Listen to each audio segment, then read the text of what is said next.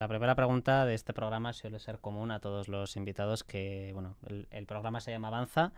¿Hacia dónde avanza Aimé Román? Es cierto que he tenido épocas de desánimo, de caer en un cierto fatalismo, de decir, ostras, mira, esto del feminismo, pues parece ser que, bueno, que no hemos sabido quizás o no hemos podido o no hemos tenido las herramientas necesarias para llevarlo a cabo de forma efectiva. Y bueno, ahora estoy en una fase un poco más optimista, a pesar de ser realista y ser consciente de que, sobre todo en la época de las redes sociales y de la dictadura del algoritmo o del activismo algorítmico, si se quiere, es especialmente difícil, ¿no? Conjugar, por un lado, la necesidad de compartir y difundir mensajes y consignas que puedan retener la atención de la gente, que puedan obtener cierta visibilidad, cierta repercusión a nivel mediático, mensajes que puedan ser impactantes, pero al mismo tiempo ser capaces de ahondar, investigar,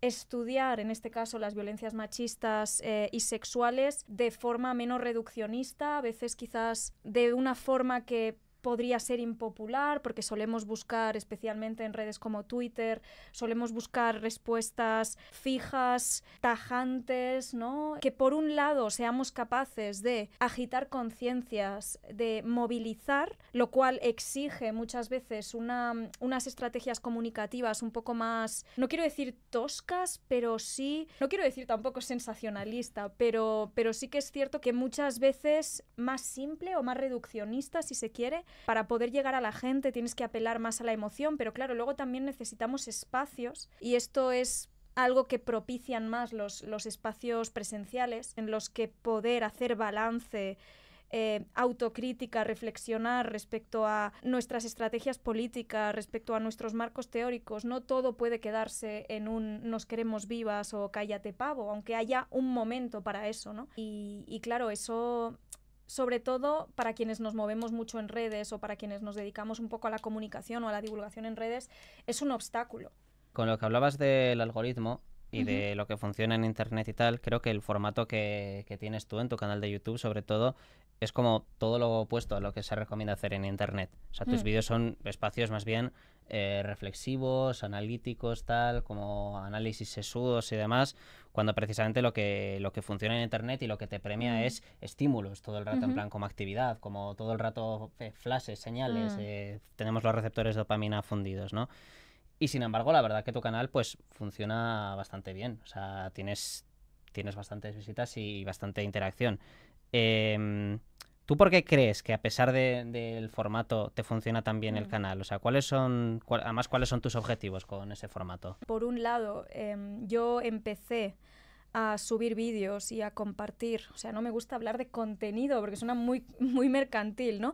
Bueno, sí, empecé a subir vídeos, empecé a crear vídeos de carácter divulgativo sobre feminismo, sobre filosofía, allá por el 2016, 2017. Entonces, también hay que decir que era un mercado, otra vez volviendo a hablar en términos mercantiles, pero digamos que era un clima, si se quiere, menos sobresaturado, y no era quizás tan difícil sobresalir o tan difícil retener la atención del espectador como podría serlo ahora, que sí que parece que tienes que pasar siempre por el aro del algoritmo. Pero también creo al mismo tiempo que, a pesar de que quizás me pueda ser más difícil viralizarme precisamente porque opto por un tono más sosegado, esto ha cambiado un poco en los últimos tiempos, no que no sea sosegado, pero sí que he buscado formas de hacerle pequeñas concesiones al algoritmo que no diluyan el contenido.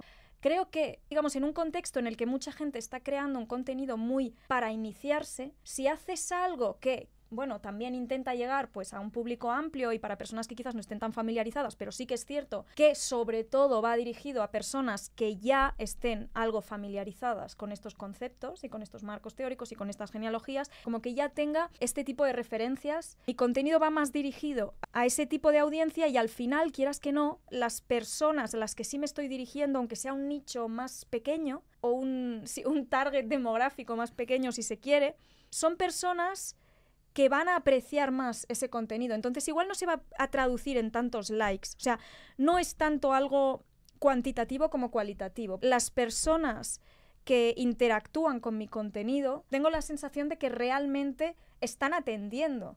Me siento orgullosa de la clase de audiencia que he cosechado. Y eso creo que también es bonito. ¿Me explayo demasiado? No, no te preocupes, esta es una entrevista completamente libre, no hay, Vale. no hay horarios. Tú, al igual que este proyecto, al igual que Furor Televisión, detectaste y aprovechaste el potencial comunicativo de Internet y las redes sociales prácticamente desde el primer momento. O sea, yo recuerdo vídeos tuyos de YouTube que tienen muchos años.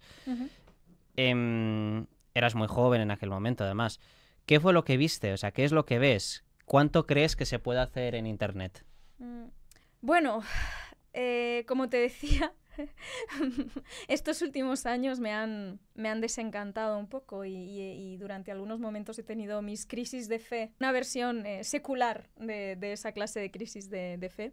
Pero yo creo que lo que me empujó en un primer momento a hacer vídeos fue que era consciente de que a veces es más fácil mantener la atención y quiero decir que algo te atrape o te conmueva cuando puedes ver a la persona, puedes oír su voz, que cuando solo lo estás leyendo. Yo es que de hecho ya llevaba más o menos desde 2013 en una, bueno, de hecho era una red social que ahora ya creo que no existe, que está extinta, en plan se extinguió, que es Ask.fm. Allá por 2013, 2014 coseché a una audiencia bastante fiel en Ask.fm y hablaba de feminismo, y en ese momento no era tanto desde la posición de divulgadora, que quieras que no, a pesar de no querer ser presuntuosa y a pesar de dejar claro que estoy en constante aprendizaje y que sigo estando abierta a contemplar o a tener en cuenta que probablemente voy a tener muchos ángulos muertos y muchas cosas por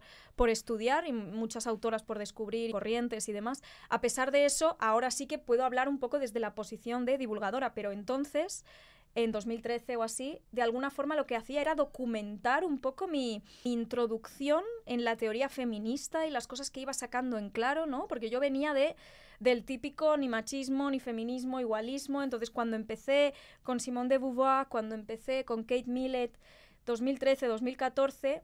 me di de bruces con algo que no esperaba, que era que fueran capaces estas autoras de hacerme ver mis propios sesgos y la forma en la que yo daba por hecho que el feminismo no era necesario, en parte por misoginia interiorizada, en parte porque mi primera reacción era decir, bueno, ¿y los hombres qué? ¿Por qué no hay un movimiento para ellos? ¿No? Como que tenía esta visión tan androcéntrica de querer... Y luego dije, ostras, empecé a problematizar como esas inercias y a darme cuenta de, ostras, es que tú realmente lo que pasa es que no te quieres identificar con las mujeres porque las has devaluado, las has ridiculizado como colectivo, a pesar de formar parte, ocupar la categoría política y social de mujer, ¿no? Entonces tú estás intentando, mi yo de 2013, ¿no?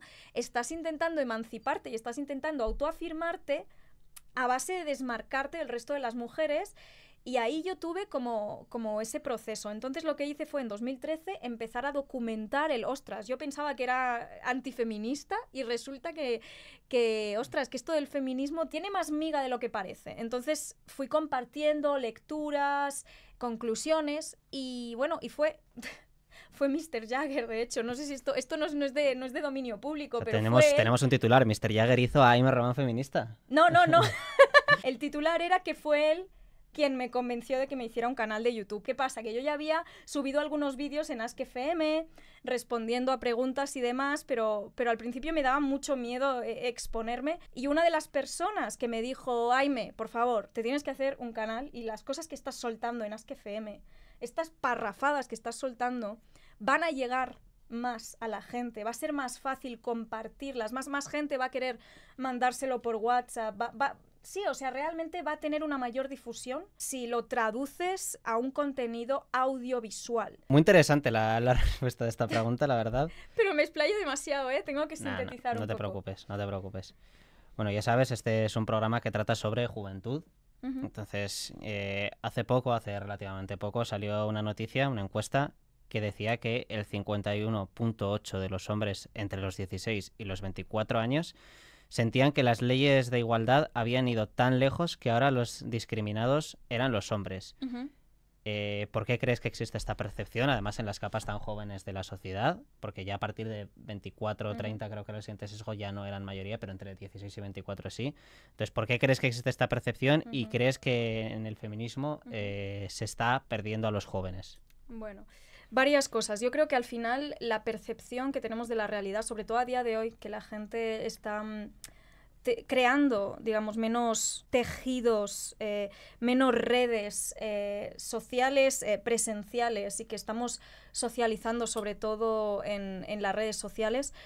Al final, la percepción que tenemos de las cosas está, como ya sabemos, no estoy revelando aquí nada que no sepáis, están muy mediadas por los relatos dominantes, por ciertos marcos interpretativos, ¿no? que son pues los que nos ofrecen pues los principales medios de comunicación, productos culturales, los podcasts. Quiero decir que no, evidentemente es una percepción que no obedece a una investigación en profundidad sobre cómo funcionan, cómo se han redactado las leyes y cómo se están aplicando, sino que es una percepción que tiene que ver con la forma en la que nos acercamos a la realidad, nos acercamos al contexto social en el que nos encontramos inmersos mediante estos discursos, ¿no? Es decir, como que son nuestro marco de referencia. Entonces, a ver, han pasado varias cosas. Yo creo que muchos de estos exponentes de la manosfera o la machosfera han sabido capitalizar un malestar de género que exhiben muchos hombres jóvenes y que creo que, y esto es como mi opinión más controvertida e impopular muchas veces en Twitter, que el feminismo no ha sabido abordar correctamente. Y con eso quiero decir que es un malestar de género que tiene que ver con que, evidentemente, a día de hoy es mucho más difícil obtener los marcadores de éxito de la masculinidad tradicional, ¿no? Poder ser el proveedor, el padre de familia, poder ser un playboy con descapotable o como mínimo un tío muy ligón, ¿no? Y que hace alarde así de su virilidad. Es decir, las relaciones de género cambiantes, el auge del movimiento feminista y cómo ha calado en la conciencia de muchas mujeres, la forma en la que muchas mujeres han obtenido una cierta independencia económica y por lo tanto mayor agencia también sobre sus propios cuerpos y sexualidades, una mayor autonomía. La forma también, porque ahora vamos a hablar de lo negativo, ¿no? Pero también la forma en la que hay una epidemia efectivamente de soledad que creo que atraviesa la juventud y que tiene que ver con que las redes sociales hasta cierto punto han hecho que busquemos a veces una interacción, una validación más inmediata, pero que al final no nos llena de la misma manera, es un sucedáneo, y creo que hemos perdido en muchos casos la habilidad de construir esos terceros espacios que no son ni la casa ni el trabajo, donde socializar, espacios no virtuales, donde conocer a gente, es decir, y además en un contexto de paro juvenil, pues también es normal que mucha gente no tenga donde socializar. Entonces, ¿qué pasa? Que el hombre joven actual se encuentra con que toda la vida se le ha disciplinado para que sea un hombre de verdad, y ahora las feministas no solo le dicen que todas esas cosas a las que ha aprendido a ajustarse le hacen tóxico, sino que además todos esos hitos de la masculinidad tradicional, todas esas metas, parecen estar fuera de su alcance y piensan, ostras, obtener pues eso, un número de conquistas sexuales más o menos grande, o poder ser el proveedor, mantener una familia, tener una novia con la que me acabe casando, tal, todas estas cosas, necesito hacerlas para poder ser pues un miembro integrado en la sociedad, para poder ser un hombre de verdad, para poder sentirme validado, no ser un bicho raro. Yo creo que hay muchos hombres con pocas habilidades sociales, por lo que sea, igual que yo he tenido épocas de tener muy pocas habilidades sociales también, con pocas habilidades sociales, a veces con depresión no diagnosticada, con otra clase de problemas. Obviamente esto no les exime de responsabilidad si acaban acosando o agrediendo a mujeres, se sobreentiende, ¿no?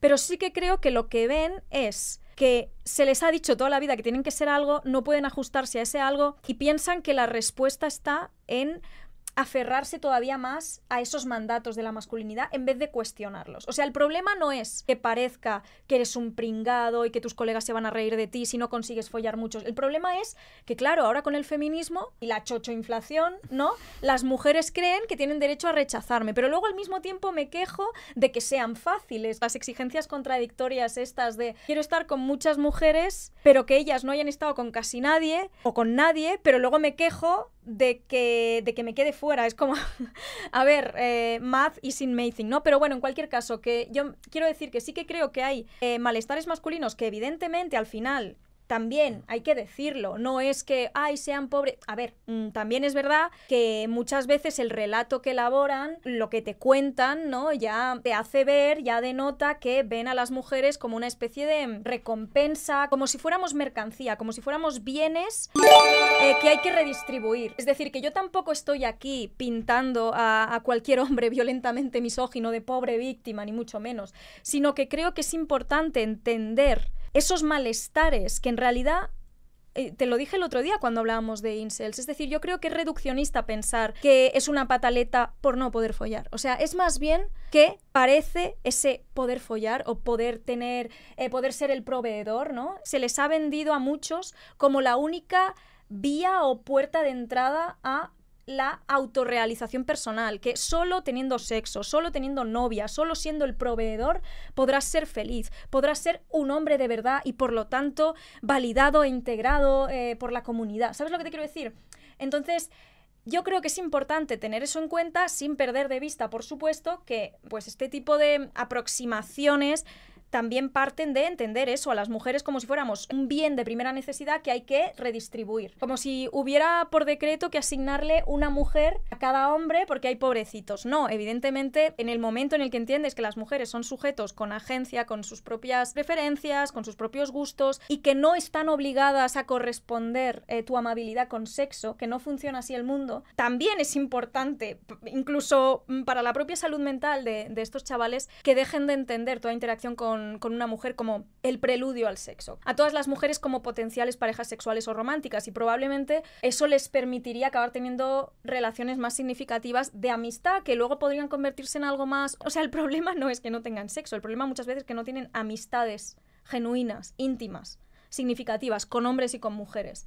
Y estos espacios también les proporcionan, son comunidades afectivas, ¿no? Donde otros hombres se sienten de la misma forma, validan el relato de ellos y tal. Entonces, claro, yo lo que vengo a decir, y la gente me malinterpreta mucho, no es que les digamos, ay, pobrecitos, vamos a cuidarte, vamos a cunarte, vamos a decirte que sí a todo, vamos a validar tu relato. No, tú le tienes que decir, no, tienes la responsabilidad de corregir tu conducta, de dejar de ver y tratar de esta forma a las mujeres, pero sí que creo que es importante entender de dónde nace para poder diseñar estrategias de prevención. De acuerdo. Para que sean, ¿no? Para gente que está en proceso de radicalización. Vamos a hablar un poco de la manosfera, ya que está un poco en pero creo que con lo ya he has dicho. soltado. No, voy a Venga, ver. cuenta. Sí que es cierto que para los que estéis en un espacio del feminismo, la comunicación es un terreno especialmente hostil. El feminismo ha puesto en pie de guerra a la reacción y en Internet esto se vive especialmente. ¿Tú cómo llevas esto? ¿Qué crees que se puede hacer contra esto en Internet? Contra esta agresividad, esta hostilidad que tenéis en las redes. A pesar de que, por supuesto, empatizo con las mujeres que han sufrido en primera persona y en propia piel esa embestida reaccionaria, ¿no? Esa ofensiva antifeminista, esa violencia digital, al final creo que también es un problema que todo análisis o, digamos, toda reflexión que implique hacer algún tipo de balance o autocrítica sea entendida como, digamos, como si le estuviéramos dando munición, como si estuviéramos dándole la razón a esos movimientos reaccionarios, como si estuviéramos diciendo que sí, la culpa es de que las mujeres no hayamos sabido comunicarnos de forma más efectiva, y es como no, es decir, que yo piense que quizás no hemos podido o no hemos sabido desactivar una bomba, no significa que esté responsabilizando a las mujeres de que la bomba haya estallado.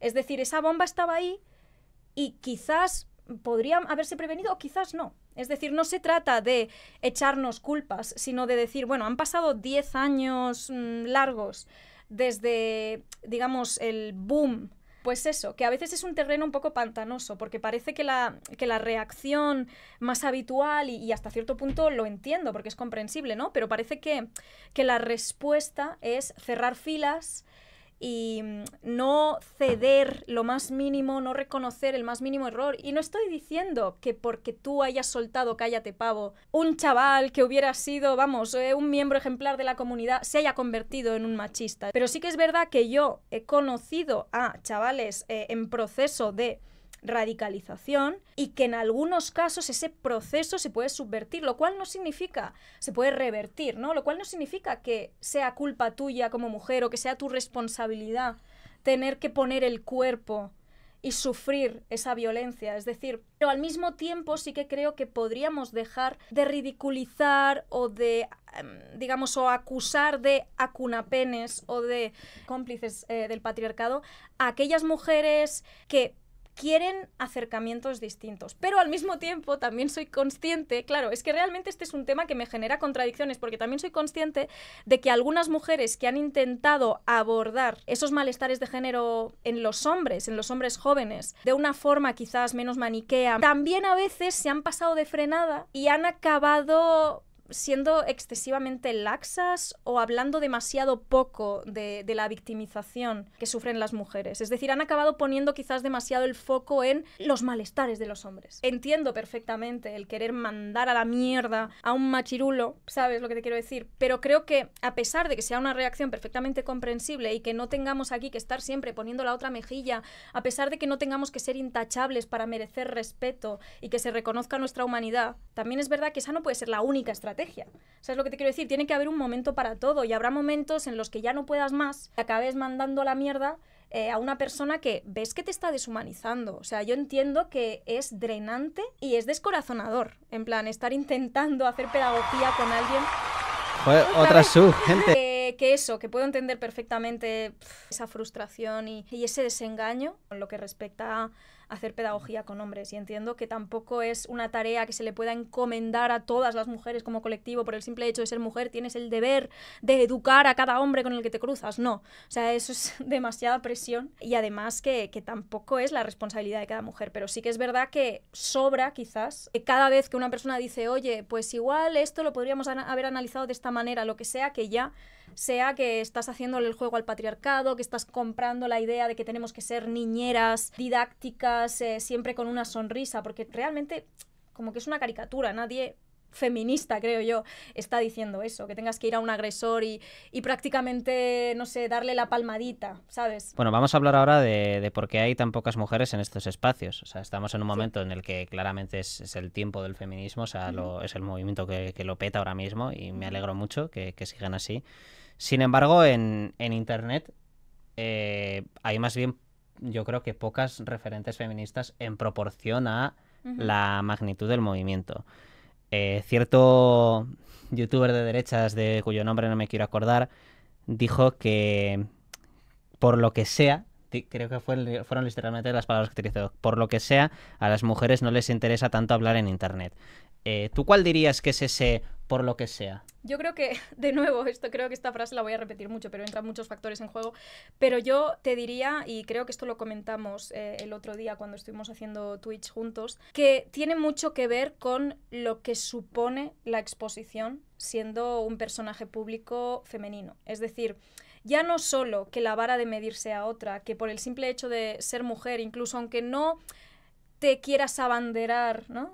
No quieras arrogarte el derecho a hablar en nombre del feminismo, ni nada por el estilo, aunque no te erijas como ningún tipo de icono feminista o representante del feminismo. En mi caso sí que es cierto que, bueno, me estoy presentando como feminista, divulgadora feminista, lo que tú quieras, pero lo he notado que incluso en streamers femeninas que hablan de otras cuestiones, el nivel de exigencia es otro, se les presupone una mayor formación y por lo tanto, si no están siempre a la altura o no están siempre lo suficientemente formadas, es más fácil que sufran linchamientos, es decir, estás más expuesta. Yo no diría que haya menos referentes mujeres en Internet. Yo creo que ese youtuber de derechas, de cuyo nombre no te quieres acordar, se refería a cómo las mujeres no suelen estar tan predispuestas a participar en debates, sobre todo en debates en directo. Y eso tiene mucho que ver con la forma en la que al final, por mucho que la oratoria también sea importante y la elocuencia también sea importante y los datos también sean, y los argumentos, pues evidentemente también sean importantes, al final quien acaba ganando un debate en internet sobre todo, pero en general, normalmente es la persona capaz de mantener la compostura o incluso de desestabilizar a la otra. Y también tenemos muchas veces estándares distintos de lo que implica mantener la compostura. Lo que dije el otro día, si yo alzara ahora un poco la voz, tengo la sensación de que se me leería como más histérica o más irascible o más temperamental, o se daría por hecho que he perdido más los papeles que si fuera un hombre subiendo un poco el volumen. Entonces también tengo la sensación de que existe ese sesgo, pero además es que, claro, las mujeres, si tú coges a una activista feminista que ha sufrido violencia sexual y la pones a debatir sobre consentimiento, sobre nociones y concepciones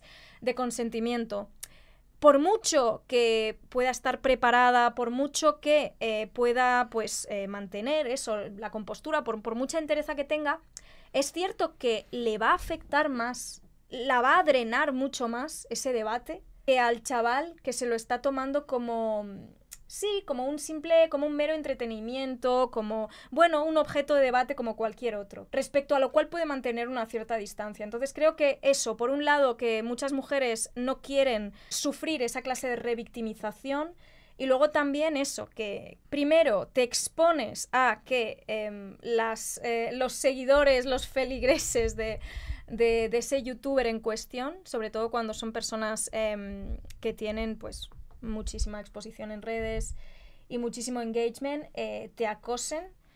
Y luego también que al final, quieras que no, tú estás participando como representante del movimiento feminista, y eso implica una responsabilidad enorme y genera muchísima presión, porque si ese día no estás lo suficientemente lúcida o inspirada, o en algún momento, yo qué sé, se te olvida contestar alguna de las preguntas y resulta que eran relevantes, pero los nervios, la sensación de presión te puede jugar una mala pasada también. Entonces yo entiendo que son muchos factores. Así, para resumirte, por un lado, que te expones a que te acosen los seguidores de ese personaje, de ese fachatuber o machotuber o como lo quieras llamar. Luego, que implica muchísima responsabilidad, porque claro, te está utilizando como token, ¿no? Como representante de las mujeres en su conjunto, y si no das la talla o no lo haces lo suficientemente bien, pues va a parecer que has dejado mal al movimiento. Y luego esto otro, que muchas veces implica revivir eventos traumáticos, y es difícil que no se note o que no, digamos, que no te afecte de alguna forma en el rendimiento que puedas tener como oradora o como comunicadora, ¿no? Es difícil a veces mantener esa distancia y hablar con cierta frialdad de algo que has vivido. A pesar de que ahora sí que yo creo que se está remontando un poco la cosa en internet y tal, suscríbanse a Furor Televisión. Sí que es cierto que que muchos influencers reaccionarios han crecido gracias a la inactividad en redes que ha habido durante mucho tiempo de las fuerzas progresistas. Yo recuerdo que cuando llegó la pandemia, por ejemplo, esto era un páramo. En plan, no había prácticamente nada. Estaban ahí Facu y Miguel resubiendo cosas y poco más. Entonces, ¿tú crees que desde Espacios Progresistas hemos infravalorado el potencial de la comunicación en general y de Internet en particular? Sí, yo creo que hemos pecado muchas veces de pensar que, bueno, es que no tenemos que dignificar discursos de odio y discursos reaccionarios y discursos retrógrados, ¿no? Y aunque entiendo de dónde nace este tipo de aseveración, si acaban copando todos los espacios virtuales, ostras, necesitas a alguien que dé la réplica, necesitas a alguien que confronte, que conteste. Y yo creo que tenía sentido no vamos a dignificarlo con una respuesta, o no vamos a elevarlos a la categoría de interlocutores válidos cuando son personas que claramente claramente se sitúan al margen de lo que entendemos como el tablero de juego democrático, etc. Ese tipo de reflexión podía tener sentido cuando eran marginales, cuando eran minoritarios, cuando tenían poca exposición. Evidentemente tú no le vas a dar, si tienes 50.000 seguidores, un altavoz a un chaval hiperreaccionario con 1000. Pero ¿qué pasa? Que al final cada vez se han hecho más mainstream. Entonces ya no es una cuestión de darles más o menos voz, es cuestión de que ya han ocupado esos espacios y ojalá no hubiera que volver a explicar ciertas cosas que ya considerábamos superadas, pero es que quizás cometimos el error de creer que simplemente porque habíamos conseguido poner en el centro del debate público y de la agenda política cuestiones importantes como el consentimiento entusiasta, las violencias sexuales en su conjunto, la violencia vicaria, la indefensión aprendida de muchas mujeres, etcétera, etcétera,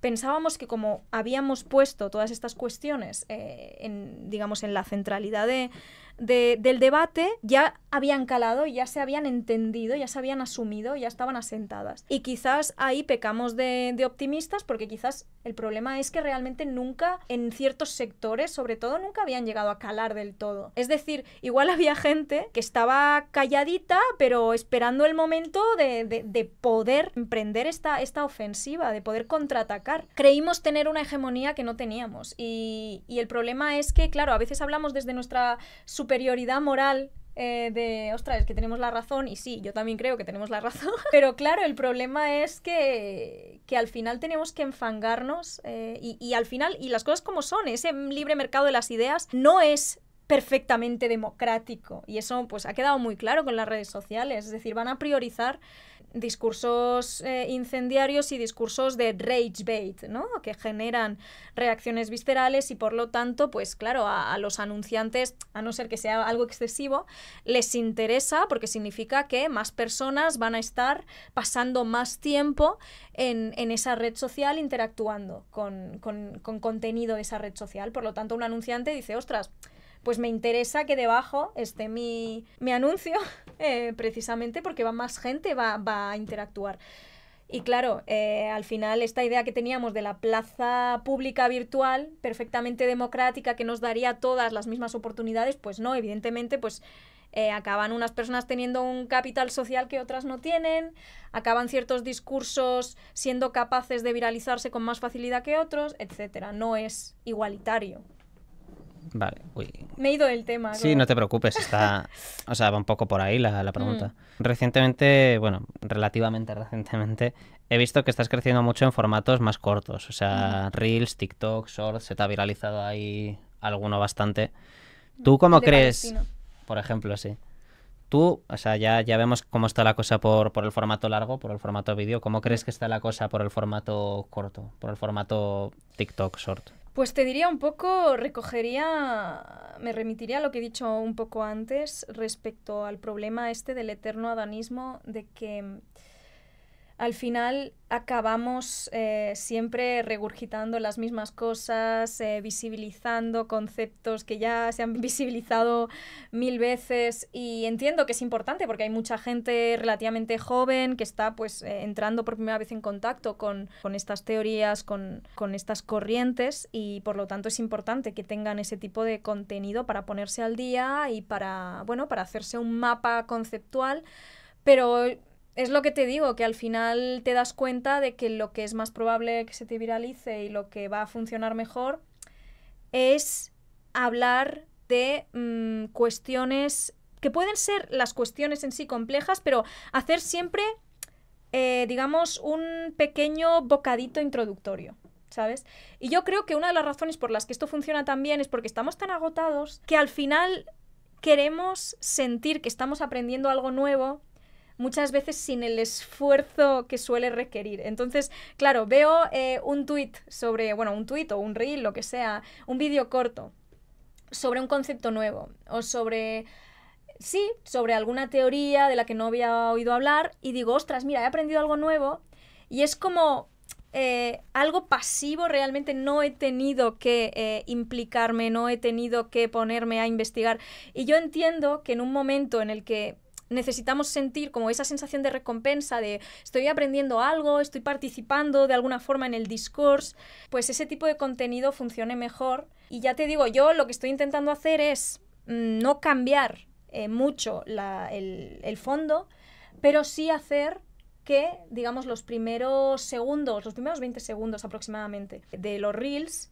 sean un poco más llamativos, ya sea con los subtítulos que uso, ya sea con los recursos, las imágenes, los efectos, las animaciones, etcétera, ¿no? Para que pueda llamar la atención en un primer momento sin, como decía antes, tener que sacrificar quizás la profundidad, aunque es cierto que algunos reels pues van a ser un poco más sencillos o sobre cuestiones más obvias o más del día a día. Es decir, no todo pretende ser una sesuda tesis filosófica, no estoy intentando traer el nuevo evangelio, ¿sabes lo que te quiero decir? O sea, tampoco me creo aquí una académica, ¿no? Pero sí que intento decir cosas que no haya oído ya o leído ya 1000 veces, que al menos para mí sean nuevas, aunque probablemente seguro hay gente diciéndolo mejor o desde hace más tiempo, pero al menos no es lo que yo estoy viendo, ¿sabes? Como no quiero repetir algo que ya he visto. Y pero hablando de cosas que pretenden ser nuevas, al menos en comunicación, pero que traen los viejos discursos de siempre,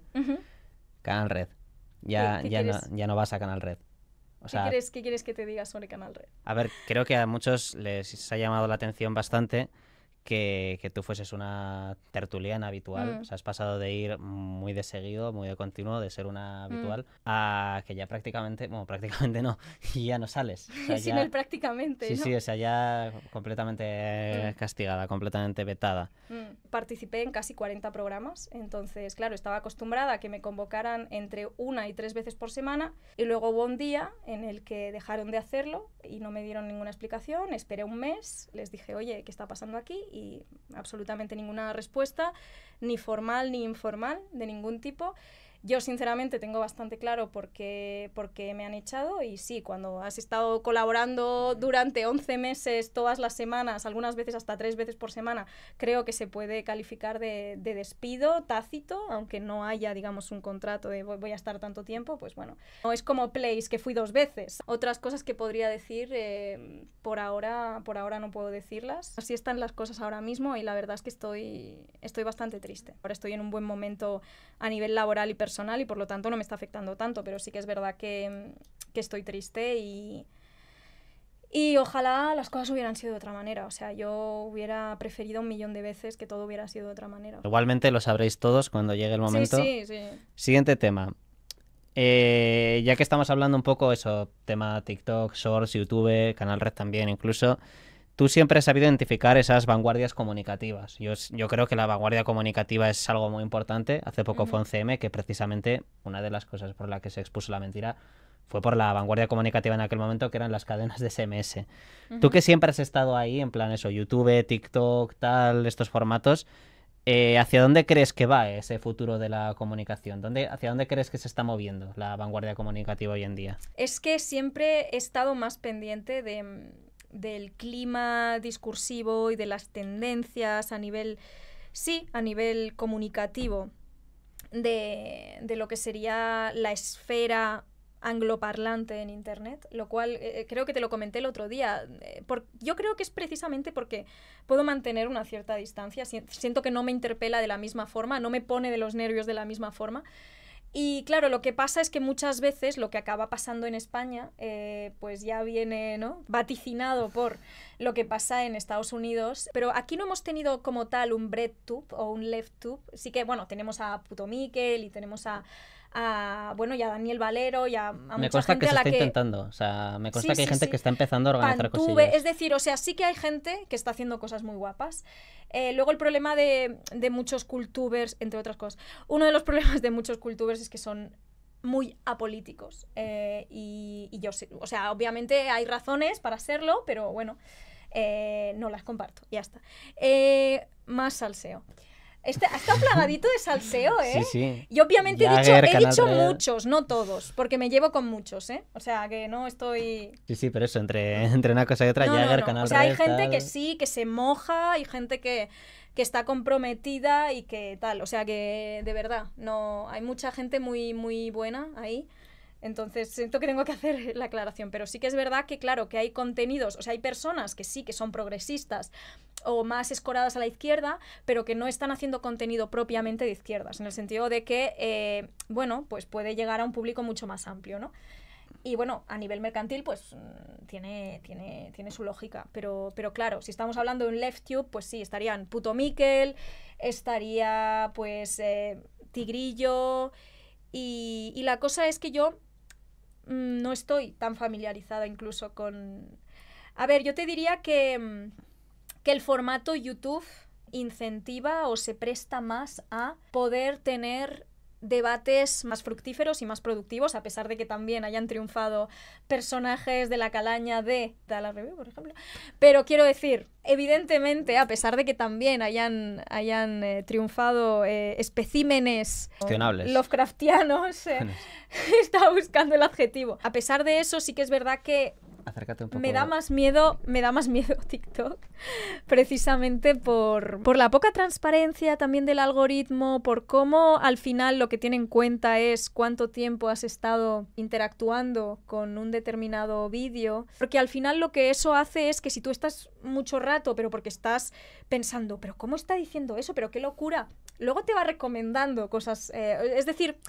Tengo la sensación de que a pesar de que YouTube tenga muchísimos defectos y que, por ejemplo, acaben dependiendo las visitas demasiado de la miniatura, que es como, bueno, del título y la miniatura, que dices, ostras, un vídeo puede estar genial, pero si no se te ha ocurrido una miniatura que funcione o un título que funcione, a veces eso te lastra, ¿no?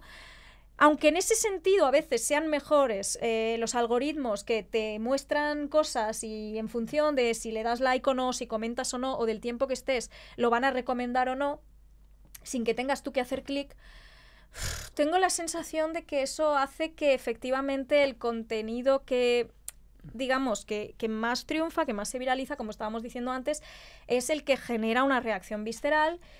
Y esto significa que, por lo general, hay un sesgo que pues premia el contenido de la alt-right, de la ultraderecha, etc.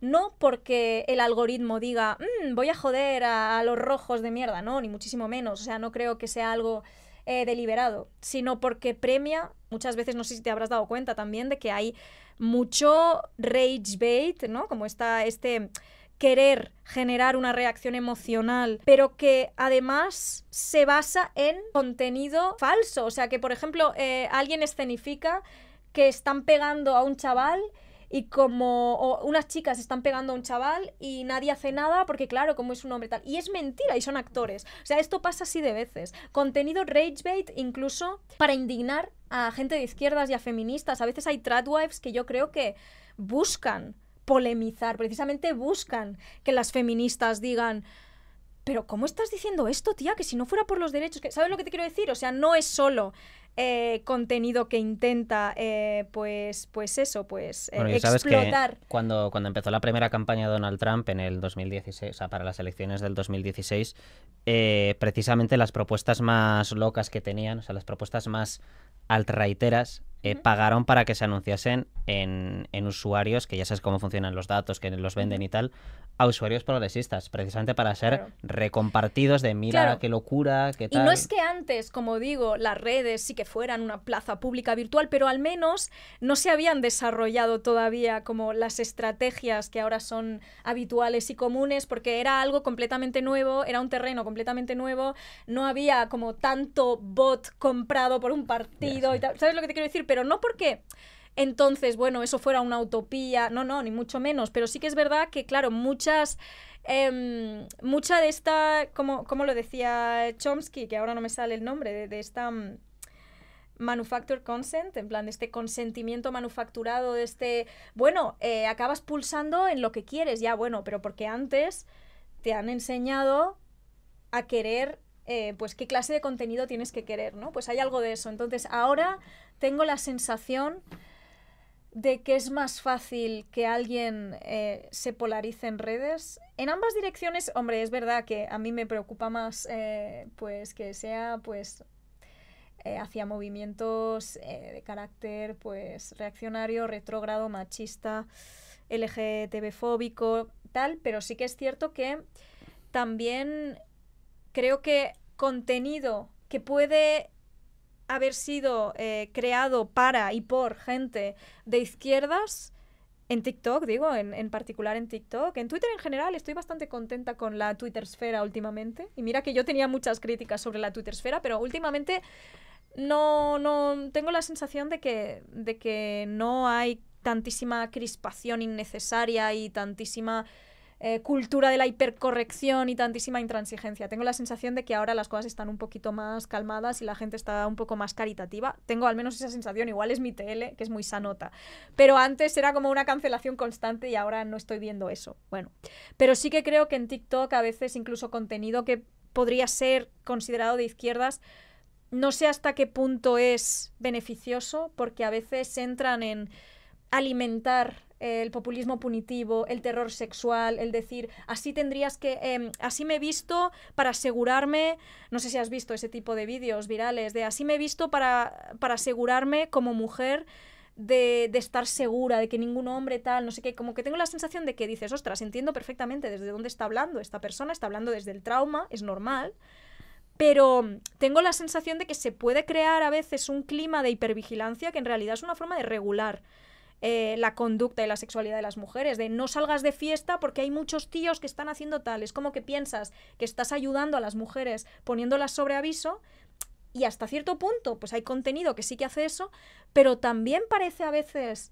que nos meten el miedo en el cuerpo, como lo que pasó con el tema de los pinchazos, tal, que salía la noticia sin que hubiera todavía pruebas y era como, ¿cómo? Que necesitas pruebas, que no crees a las mujeres. Es como, no, yo no digo que no hayas notado un pinchazo, pero ¿sabes lo que te quiero decir? Que se generó un pánico que tengo la sensación de que beneficia a los de siempre. Tengo la sensación de que al final no beneficia realmente a las mujeres ni a las personas LGTB, ¿no? La sensación esta como de igual, efectivamente estamos expuestas a un riesgo importante, pero a veces tengo la sensación de que se puede sobredimensionar el riesgo fuera del hogar, cuando muchas veces muchas violencias se sufren en familia y en la pareja, ¿sabes? Y se puede sobredimensionar ese stranger danger que dicen los americanos.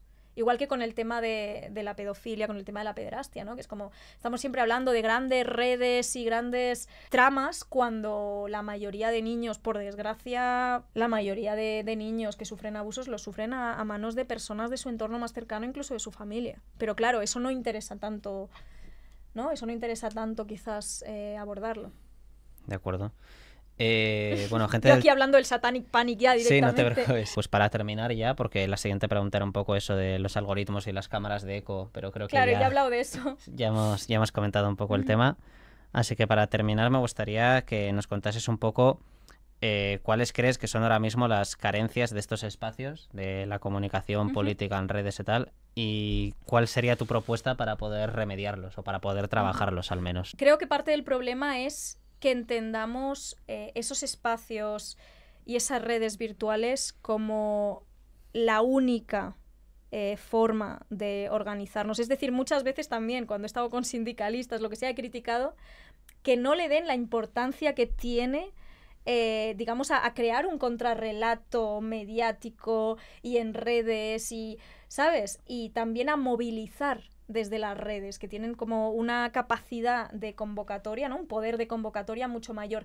Pero de la misma forma que a un sindicalista le voy a decir, oye, igual estás subestimando la fuerza de las redes, a mucho ciberactivista le voy a decir, estás subestimando lo necesario que es tener también espacios, ni siquiera te estoy hablando de organizaciones, que también, pero a veces algo que creo que muchas feministas, de lo que muchas feministas nos hemos dado cuenta, es que cuando realmente necesitas apoyo de otras mujeres, de personas que puedan entender los procesos que estás atravesando, de personas que te puedan acompañar mientras sufres la revictimización institucional que implica denunciar que has sufrido violencia sexual o que has sufrido maltrato, que cuando estás atravesando esos momentos tan difíciles, o sea, no es que las feministas te abandonen, pero sí que es cierto que al final el movimiento feminista, como entendido como una especie de masa homogénea, no puede, en plan, digamos, estar a todo, y faltan, digamos, falta infraestructura, faltan herramientas, o sea, no puedes esperar, ojalá, pero no todas las personas que están concienciadas con el feminismo en redes van a poder apoyarte de verdad y acompañarte de verdad y hacerse cargo de verdad de lo que implica denunciar, ¿no? Y esto es algo que yo he dicho muchas veces, que es un problema decirle a una mujer, denuncia, no estás sola, antes de que nos hayamos podido asegurar de que efectivamente dispone de las redes de apoyo y de personas que le puedan prestar dinero para los abogados, de personas que puedan estar ahí. Entonces yo creo que es muy importante volver a dar valor e importancia a espacios más pequeños, pero presenciales, eso por un lado.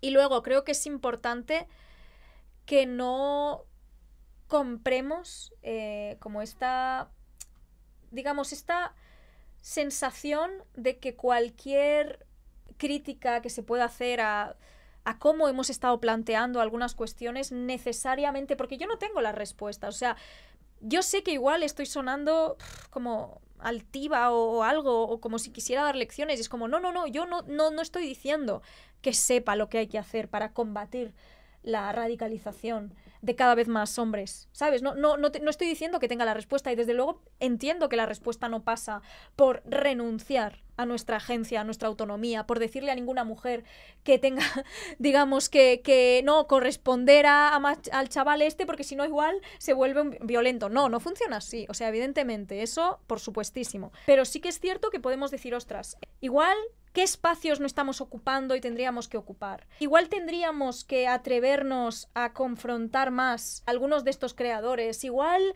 tendríamos que dejar de ridiculizar, aunque podamos ser escépticas porque es normal, porque todas hemos tenido malas experiencias. Igual podríamos dejar de ridiculizar a los hombres que están intentando desaprender algunas de sus conductas. O sea, evidentemente, que no sean hombres que busquen palmaditas constantes y validación constante por humanizarte, porque entonces, si estás aplaudiendo a alguien por lo mínimo de lo mínimo, pues al final el mensaje que le estás mandando es que la única razón por la que vale la pena involucrarse en la causa feminista es para obtener algún tipo de beneficio, gratificación personal, ¿no? El dale Carla, ¿no? Dale Carla. Claro, o sea, no va por ahí la cosa, pero sí que es verdad que, ostras, igual, mira, no estamos respondiendo lo suficiente aquí, a pesar de que nos dé mucho miedo exponernos. Igual estamos ridiculizando a chavales que quieren aprender, y no estoy hablando lo típico de gente que te esté acosando, que te esté acribillando, que te esté atosigando. O sea, yo quiero que quede muy claro que no estoy diciendo que ninguna activista, que ninguna mujer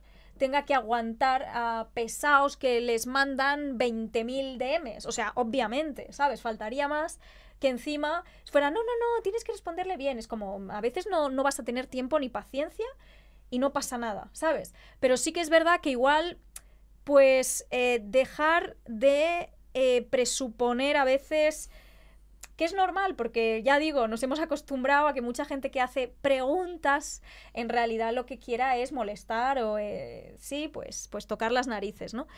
Pero eso, que igual intentemos ser, aunque cueste, ser un poco más caritativas. Ya digo, yo no estoy hablando de ser la feminista guay que es súper complaciente y súper laxa con los hombres, porque como digo, eso tampoco manda el mensaje adecuado. Yo sí que creo que hay una incomodidad que es necesaria y que es didáctica, que es la incomodidad de un hombre cuando se da de bruces con el hecho de que, ostras, resulta que la violencia sexual contra las mujeres y la violencia de género no es algo puntual, anecdótico, sino que es sistémico y epidémico. Ostras, pues no es agradable darse cuenta de esto. Y yo no creo que haya que edulcorarlo. Pero luego hay gente que cree que la incomodidad por incomodidad es de por sí didáctica o te hace aprender de por sí, de que intentar, digamos, molestar por molestar automáticamente tiene algo, y yo no estoy tan segura de eso. Tampoco digo que no, tengo muchas dudas, pero en realidad he sonado, me doy cuenta de que en esta entrevista he sonado bastante segura, pero en realidad tengo muchas dudas y como muchas ideas en tensión o que se contradicen entre sí, y esto es así. Entonces igual lo que te estoy diciendo ahora, dentro de un tiempo lo voy a ver de otra manera, pero yo también decía, cállate, Pau, ¿sabes lo que te quiero decir? O sea, yo no es que sea ingenua y venga aquí a decirles a las feministas, ¿habéis probado a hablar con los hombres? Es como, soy consciente de lo que es implicarte, intentar hacer pedagogía con alguien, que parezca que ese alguien te está escuchando y está recapacitando, y luego darte cuenta de que esa persona te tiene tan deshumanizada que te ve o como una madre que tiene el deber moral de, vamos, suplir todas sus carencias y de estar cuidándole constantemente, o de ser una especie de objeto sexual y mandarle nudes, porque claro, como ha sido un buen aliado, ¿sabes? Como yo soy Una vez consciente... más, el meme de Carla. Yo soy consciente de que las mujeres han llegado al cállate pavo y a la intransigencia precisamente porque han tenido malas experiencias, que todas las feministas hemos empezado intentando hacer pedagogía. La cosa es que yo intenté hacer pedagogía al principio, luego me cansé y ahora he vuelto. En plan, voy teniendo... Bueno, hago la que puedo, tampoco estoy todo el día... Hago la que puedo, intento hacerla en privado, que es como cuando creo que más funciona, y cuando puedo. O sea, que tampoco hay días en los que estás agotada y no hace falta ser activista 24/7. No creo que tengamos que exigirnos tanto. Bueno, pues esto ha sido Avanza con Naime Román. Muchas gracias por haberte pasado por Furor Televisión y esperamos que vuelvas pronto. Tienes aquí las puertas abiertas. Aquí mi casa. Aquí tu casa, efectivamente.